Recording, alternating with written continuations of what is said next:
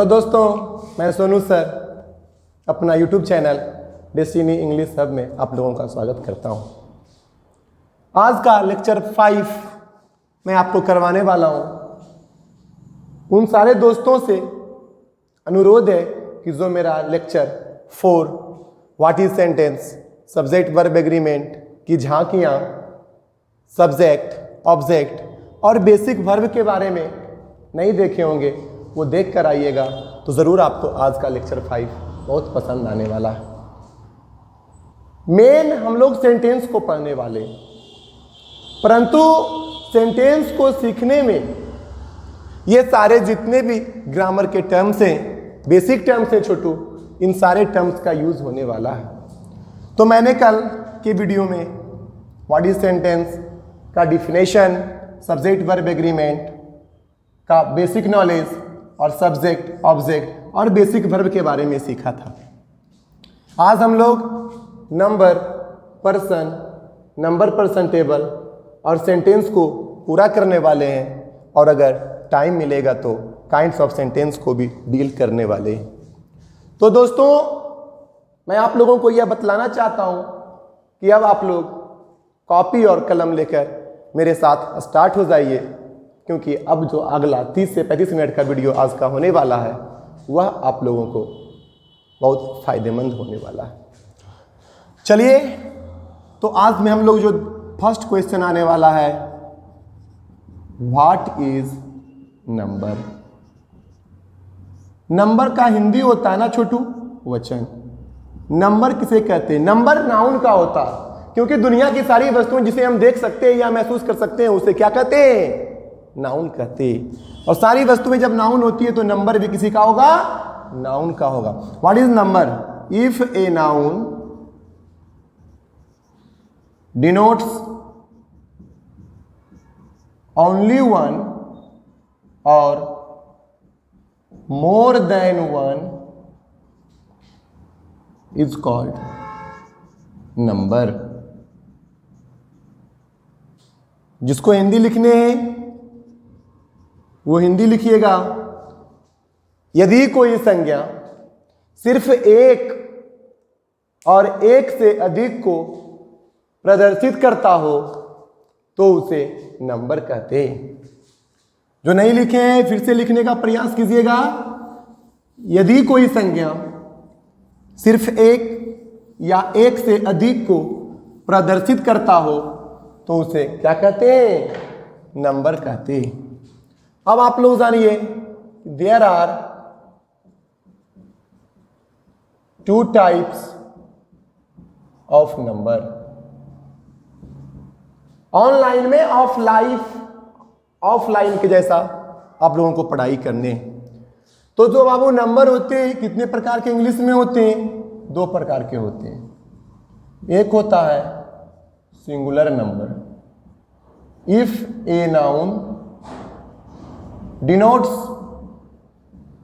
only one is called singular number। क्या कहते हैं बाबू? Singular number. और सेकेंड में आपको होगा प्लूरल नंबर। क्या होगा? Plural number. साफ साफ मैं लिखने का प्रयास कर रहा हूं, आप लोगों को भी साफ साफ अपने कॉपी में लिखने हैं। एक होता है बाबू सिंगुलर नंबर और दूसरा होता है क्या? Plural number. If a noun denotes more than one is called plural number. यदि कोई संज्ञा एक से अधिक को प्रदर्शित करता है तो उसे हम लोग क्या कहते हैं? Plural number. एक को प्रदर्शित करने वाले नाउन को सिंगुलर नंबर कहते हैं, और एक से अधिक को प्रदर्शित करने वाले नाउन को प्लूरल नंबर कहते हैं। जैसे बाबू कोई आपसे ये पूछेगा कि बताओ कैट क्या है? कैट SN, S बोले तो सिंगुलर, N बोले तो नंबर। अब यही कैट्स हो जाएगा, ठीक ना? ये सिंगुलर नाउन और ये प्लूरल नाउन। ठीक है ना। इसी प्रकार से आप लोगों को बोल देगा ना, cow singular noun, cows plural noun. बहुत सारे ऐसे होते हैं ना जो कि आप लोग जानते होंगे। तो कहने का तात्पर्य यहाँ पे हमको सब्जेक्ट वर्ब एग्रीमेंट को समझने, ठीक है। जो क्लिक करना चाहते हैं क्लिक कर लीजिए, सिंगुलर नंबर और प्लूरल नंबर को क्लिक कीजिए। मिटाऊं, मिटाता हूं। इस प्रकार से हम लोगों ने नंबर को भी सीख लिया कि नंबर दो प्रकार के होते हैं, एक सिंगुलर नंबर होते हैं और दूसरा क्या होता है, प्लूरल नंबर होता है। तो अब थोड़ा सा आप लोगों को जानना है व्हाट इज पर्सन। पर्सन का मतलब होता है पुरुष। तो पुरुष भी होता है ना नाउन का, if a noun which denotes speaker. Speaker मतलब होता है वक्ता। अभी मैं बोल रहा हूं ना बाबू, तो मैं स्पीकर हूं। ऑडियंस, ऑडियंस का मतलब होता है श्रोता। ऑडियंस का मतलब क्या होता है, श्रोता। आप अभी सुन रहे हो ना, उसे ऑडियंस कहते। And who says about other person, other person मतलब जिसके बारे में कहा जाए, जिसके बारे में कहा जाए उसे क्या बोलेंगे,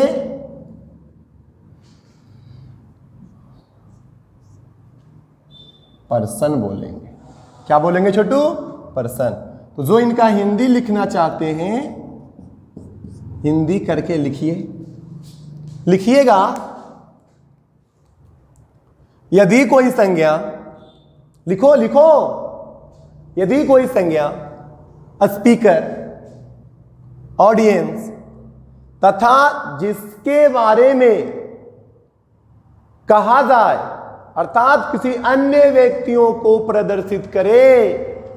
लिख रहे हो, जिसके बारे में कहा जाए अर्थात किसी अन्य व्यक्तियों के बारे में कहा जाए या प्रदर्शित करे, उसे क्या कह देंगे, पुरुष कह देंगे, पर्सन कहेंगे। अब बाबू आप लोग यहां पे लिखिएगा, देयर आर 3 टाइप्स। टाइप्स बोलूं मैं या काइंड्स बोलूं ऑफ पर्सन। ये दाल भात वाला पर्सन नहीं है छोटू, कि रसगुल्ला और बुनिया और क्या क्या कहते हो, पूड़ी सब्जी भोज वाला पर्सन नहीं है। ये इंग्लिश ग्रामर वाला पर्सन है। समझना है यहाँ पे कितने प्रकार के पर्सन होते हैं, 3 प्रकार के पर्सन होते हैं। कौन कौन से होते हैं, तो पहला होगा बाबू फर्स्ट पर्सन। लिख रहे हो, पहला फर्स्ट पर्सन। इसको ना हम लोग FIRST फर्स्ट पर्सन कहते हैं। अब देखिए दूसरा क्या होगा, लो अब इस पेन से लिखता हूं, सॉरी इस मार्कर से लिखता हूं, सेकेंड पर्सन। इसको हम इस प्रकार से लिखते हैं, सेकेंड पर्सन। तीसरा होगा छोटू थर्ड पर्सन। इसको हम थर्ड पर्सन कहते हैं। दूसरा सेकेंड पर्सन, तीसरा थर्ड पर्सन। पर्सन कितने प्रकार का, 3 प्रकार का। कौन कौन कौन सा, फर्स्ट पर्सन, सेकेंड पर्सन और थर्ड पर्सन। चलिए क्लिक कर लीजिए। हम लोगों ने अभी सीखा नंबर जो सिर्फ एक को बतलाए उसे सिंगुलर नंबर कहेंगे, जो एक से अधिक को बतलाए उसे प्लूरल नंबर कहेंगे। पर्सन, स्पीकर, ऑडियंस और किसी अन्य व्यक्तियों के बारे में जो व्यक्ति प्रस्तुत होते या जिसके बारे में कुछ कहा जाए उसे हम लोग क्या कहते हैं, पर्सन कहते हैं। तो अब यहाँ पे जो आया ना बाबू पहला number first person, first person. तो ये जो होता है ना स्पीकर को हम लोग वक्ता, वक्ता को हम लोग क्या कहेंगे? First person. मैं कह सकता हूं, नहीं तो हम लोग वक्ता बन सकते हैं। मैं या हम लोग वक्ता का काम करते हैं, ठीक है। इसी को हम लोग क्या कह देंगे? Speaker is called first person. Okay, समझ रहे हो ना। अब जो दूसरा आपका है second person. Audience, AUDIENC, audience. Audience का मतलब होता है श्रोता। ऑडियंस को हम लोग क्या कह देंगे? Second person. देखो सेकेंड पर्सन सिर्फ यू होता, यू का मतलब तुम या तुम लोग, नहीं तो आप या आप लोग कह सकते हो। समझ रहे हो ना, आप या आप लोग कह सकते हो। और जो तीसरा है जिसको हम लोग कहेंगे थर्ड पर्सन, ये जो थर्ड पर्सन है ना बाबू, says about other person. Hindi से आपको यहां पे स्पष्ट होगा, जिसके बारे में कुछ कहा जाए उसे थर्ड पर्सन कहते हैं। क्या कहते हैं? Third person. अगर छोटू कोई आपसे पूछे कि बताओ सोनू सर आपको पर्सन बता दिया है तो फर्स्ट पर्सन किसे कहेंगे, तो क्या बताओगे? फर्स्ट पर्सन किसे कहेंगे? स्पीकर को कहेंगे। और स्पीकर कौन बन सकता है? मैं बन सकता हूं, नहीं तो हम लोग स्पीकर बन सकते हैं। सेकेंड पर्सन किसको कहेंगे? ऑडियंस को सेकेंड पर्सन कहेंगे। ऑडियंस कौन बन सकता है? तुम या तुम लोग, आप या आप लोग बन सकते हो। और जिसके बारे में कुछ कहा जाए उसे थर्ड पर्सन कहते हैं। अब इसका जो है होगा एग्जाम्पल, ही होगा बाबू, सी होगा, इट होगा, दे होगा, नेम सिंगल भी नाम होंगे, नहीं तो कोई भी दो नाम एंड से जुड़े हों। मैं सहूलियत के लिए राम एंड श्याम लिख देता हूं, सीता एंड गीता भी हो सकता है। समझ रहे हो ना। नहीं तो द बॉयज भी हो सकते हैं, द गर्ल्स भी हो सकता है, ठीक है ना। समझ रहे हो ना, ये सब हो सकते आपके थर्ड पर्सन। तो छोटू मैंने यहाँ पे आप लोगों को भी सिखाया पर्सन के बारे में। स्पीकर फर्स्ट पर्सन कहलाता है, ऑडियंस सेकंड पर्सन कहलाता है, और जिसके बारे में कुछ कहा जाए उसे थर्ड पर्सन कहते हैं। फर्स्ट पर्सन में आई और वी आते, सेकंड पर्सन में सिर्फ यू आता है, और थर्ड पर्सन में ही सी इट नेम सिंगल या अदरवाइज दो नाम एंड से जुड़े हों, या द बॉयज या द गर्ल्स। ये सब आपका क्या आता है बाबू? और दे, ये सब आपके थर्ड पर्सन में आते हैं। सब लोग एकदम लिख लीजिए इसको अच्छा से। थोड़ा सा फास्ट तो चलेंगे ना छोटू, क्योंकि जो 1 घंटे में पढ़ाया जाता है उसको आपको आधा घंटे में कवर करने, एकदम घर बैठे ऑफलाइन के जैसा शिक्षा आपको ग्रहण करने।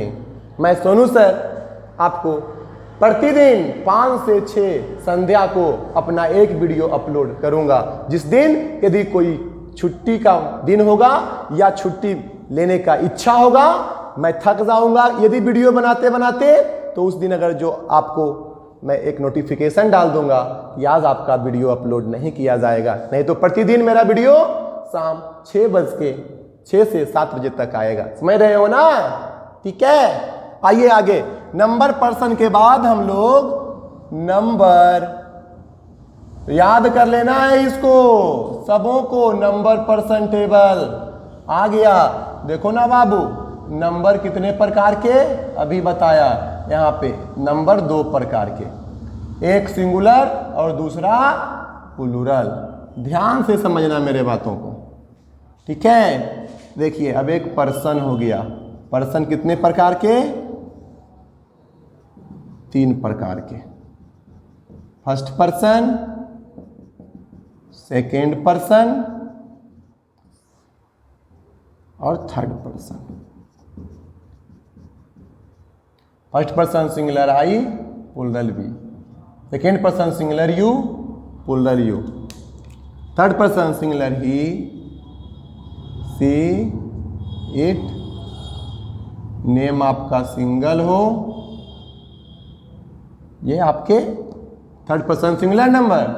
और third person plural number. They या कोई भी दो नाम एंड से जुड़े हों, या मैं राम एंड श्याम सहूलियत के लिए लिखता हूं छोटू, सीता एंड गीता, ठीक है ना, सोनू एंड मोनू, जो भी आपको लिखने हैं आप लिख सकते हैं, या द बॉयज या द गर्ल्स, आराम से आप इसको भी। यहां से पता चल रहा है कि नंबर 2 प्रकार के सिंगुलर नंबर और प्लूरल नंबर, पर्सन 3 प्रकार के, फर्स्ट पर्सन, सेकंड पर्सन और थर्ड पर्सन। क्लिक कर लीजिए और आप लोग भी इसे याद कीजिएगा, आगे आपके इंग्लिश ग्रामर में बहुत यूज होने वाला है। लिखे? पोज दूं क्या? नहीं, लिखिए। अब मैं नंबर पर्सन टेबल को भी बता दिया। अब हम आपको पुनः सेंटेंस पे आते हैं, जो मेरा लेक्चर 4 और लेक्चर 5 देख लोगे, वह सेंटेंस उसका क्लियर हो जाएगा। समझना। अब पुनः मैं क्वेश्चन लगाता हूं बाबू, व्हाट इज सेंटेंस? सेंटेंस कहते किसे हैं? कल ही आपको बताया था लेक्चर 4 में कि a group of words having subject verb agreement, subject verb agreement भी बताया था कि सब्जेक्ट और वर्ब में एग्रीमेंट हुआ था कि सब्जेक्ट के बाद हमेशा सेंटेंस में वर्ब आते हैं, और यदि सब्जेक्ट दूसरा एग्रीमेंट, सब्जेक्ट के बाद सिंगुलर सब्जेक्ट के बाद सिंगुलर सब्जेक्ट और प्लूरल सब्जेक्ट के बाद प्लूरल सब्जेक्ट का यूज होता है, वही सब्जेक्ट वर्ब एग्रीमेंट है। बोल्ड कर देता हूं, अंडरलाइन कर देता हूं, ये सब्जेक्ट वर्ब एग्रीमेंट। 2 को रूल्स बताया था ना कि सब्जेक्ट के बाद हमेशा वर्ब का यूज होता है, और यदि सब्जेक्ट सिंगुलर हो तो सिंगुलर वर्ब लगेंगे, सब्जेक्ट प्लूरल हो तो प्लूरल वर्ब लगेंगे। मैं ये आपको सब्जेक्ट और वर्ब वाले क्लास में बताया होगा। ध्यान दीजिए यहाँ पे लेक्चर 4 में, लेक्चर 4 पढ़कर ही लेक्चर 5 में आने। And complete sense very very important है। Complete sense also is called sentence. यही ना आपको बताया था छोटू कि शब्दों का एक समूह जो सब्जेक्ट वर्ब एग्रीमेंट के साथ साथ पूर्ण अर्थ रखता हो, उसे क्या कहते हैं? हम लोग सेंटेंस कहते हैं। अब एग्जाम्पल देखो, Ram pledge cricket. Ram subject, cricket object. अब ये सब्जेक्ट है तो राम सिंगल नेम है, सिंगुलर सब्जेक्ट।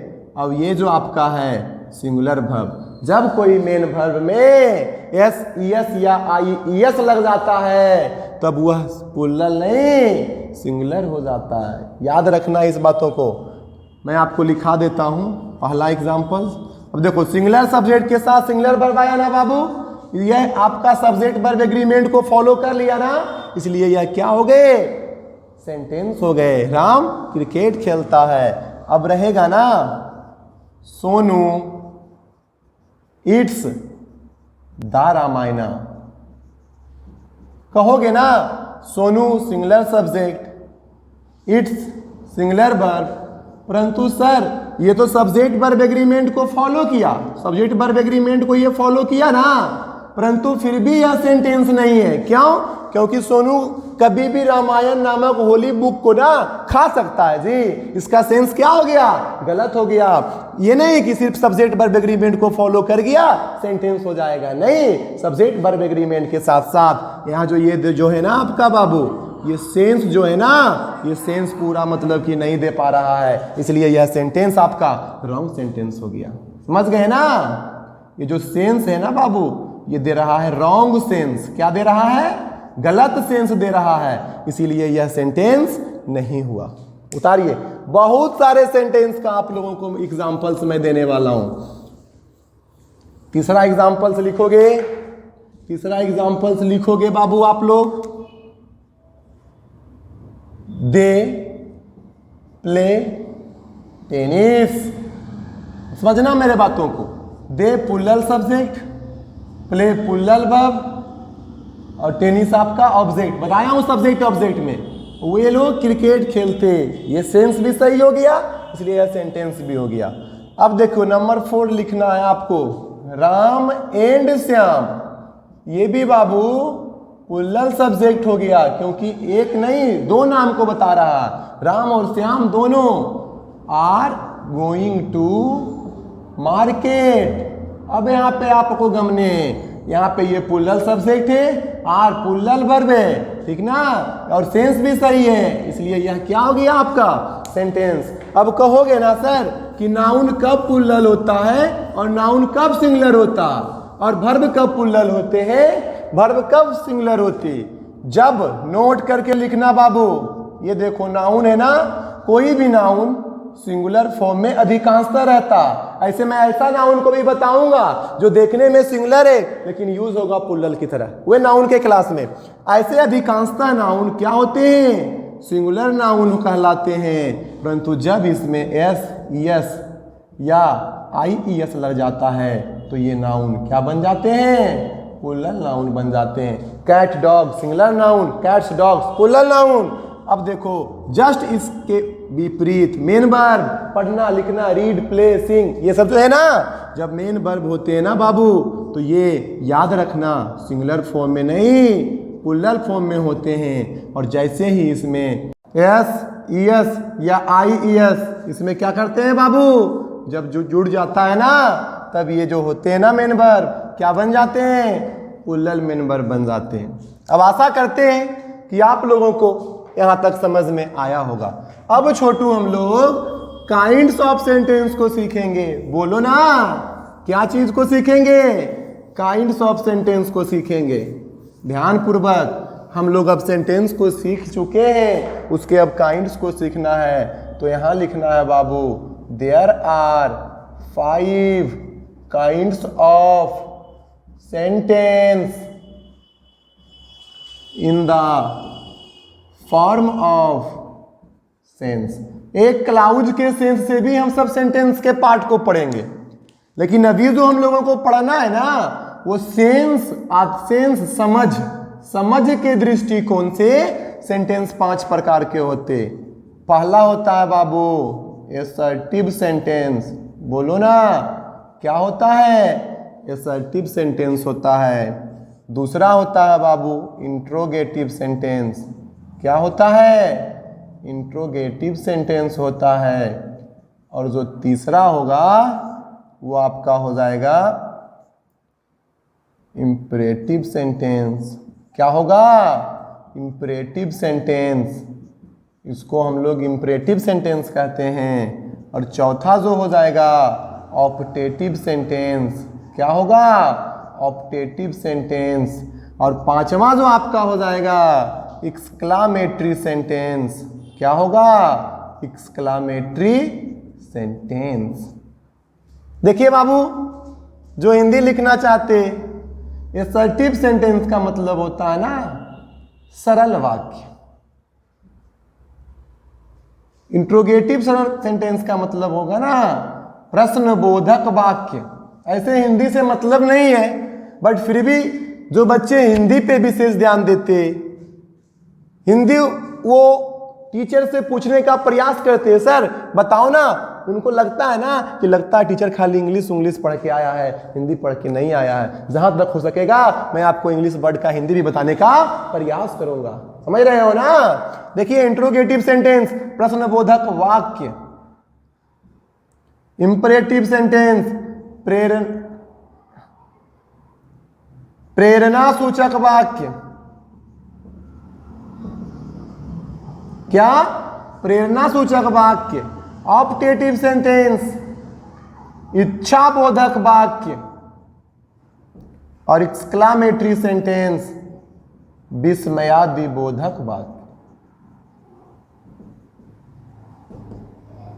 एक बार फिर से सेंस के दृष्टिकोण से सब लोग बोलोगे और समझोगे।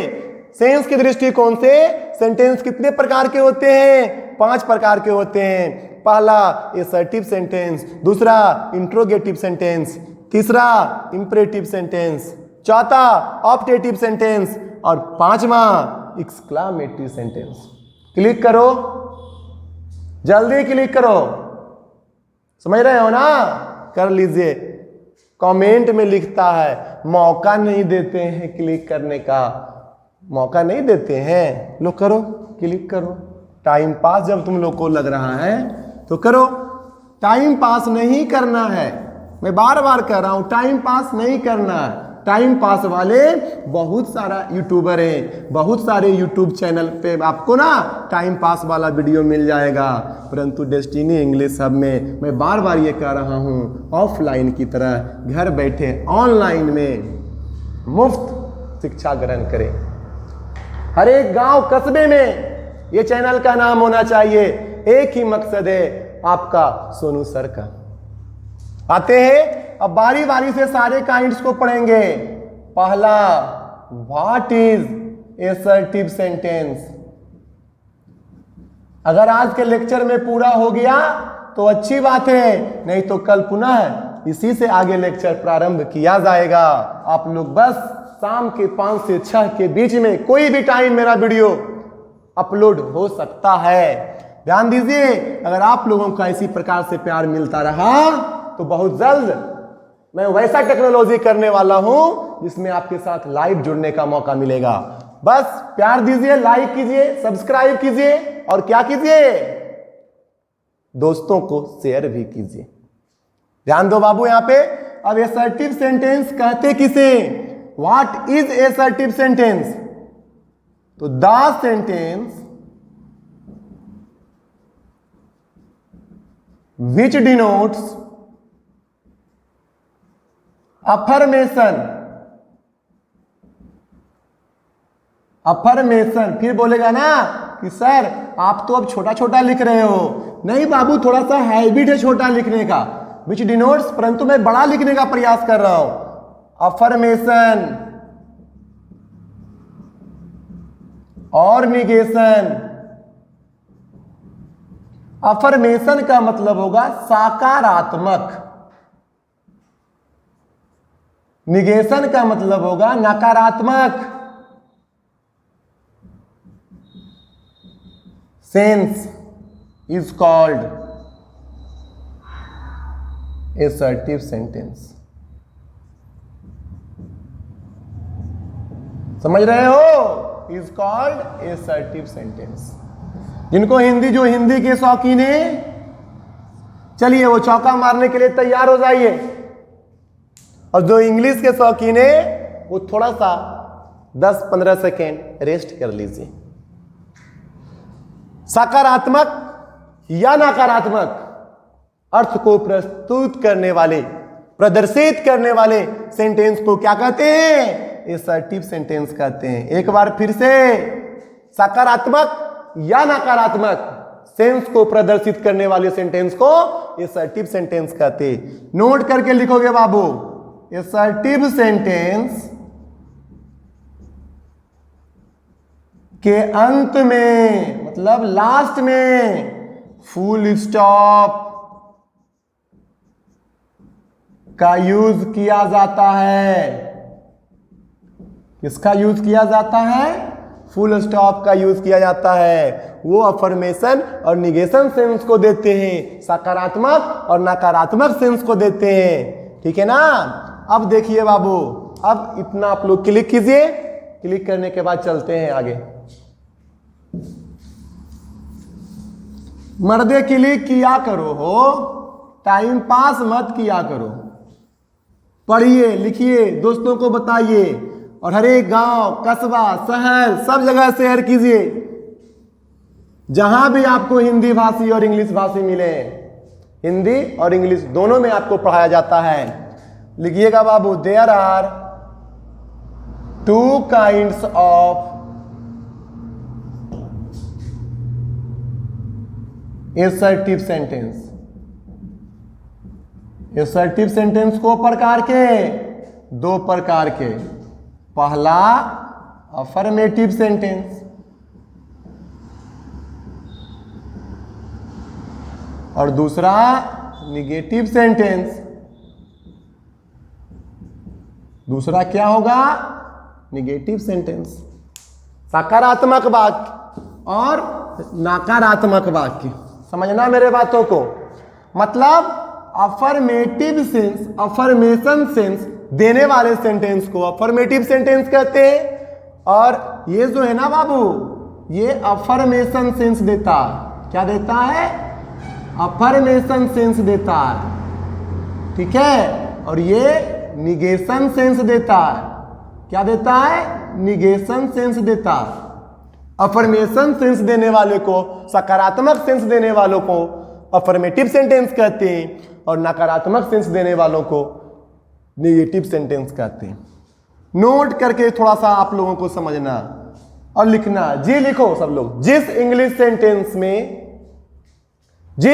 सेंटेंस में देखना not, no, never, nobody, none,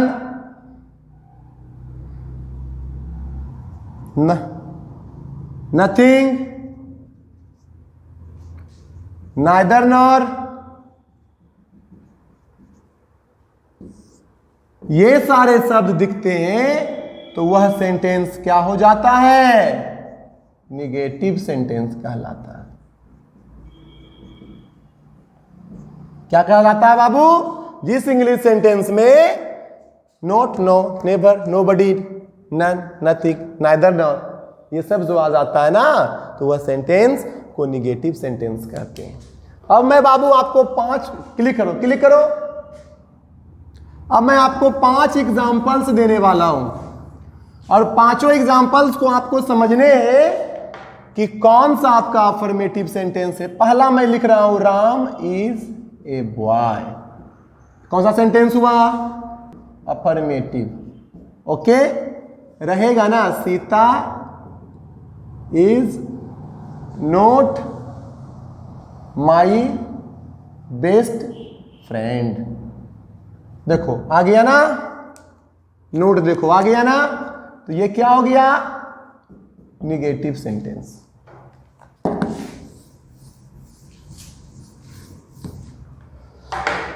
तीसरा बाबू,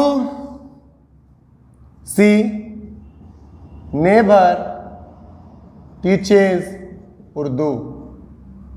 नेवर आ गया, क्या हो गया? सबके अंत में बाबू फुल स्टॉप आ रहा है, निगेटिव सेंटेंस। चौथा लिखना है, everybody loves Sonu sir. Everybody ये हो गया आपका अफर्मेटिव सेंटेंस। और पांचवा रहेगा, नोबडी लव्स मी, ये हो गया आपका निगेटिव। छठा हो गया, neither Ram nor Shyam can do this work. देखो निगेटिव सेंटेंस। क्यों? क्योंकि नाइदर नॉर आया। कर लो। आज हम लोगों ने सेंटेंस का पक के पहले भाग को, काइंड्स को पढ़ा, असर्टिव सेंटेंस। अब वीडियो आपका लेंदी ना हो, आप लोग मेरे वीडियो से उबे ना, इसलिए मैं कल लेक्चर 6 में आप लोगों को इससे आगे सेंटेंस के काइंड्स को बताऊंगा और कल कंप्लीट करने का भी क्या करूंगा बाबू? प्रयास करूंगा। मैं बार बार कह रहा हूं ना कि आप अपने आप को बुलंद करो, आप अपने आप को बुलंद करो। कल भी मैं कहा था, खुद ही को कर बुलंद इतना, खुद को आप इतना बुलंद कर लीजिए कि हर तकदीर से पहले खुदा बंदे से खुद पूछे, बता दोस्त तेरी रजा क्या है।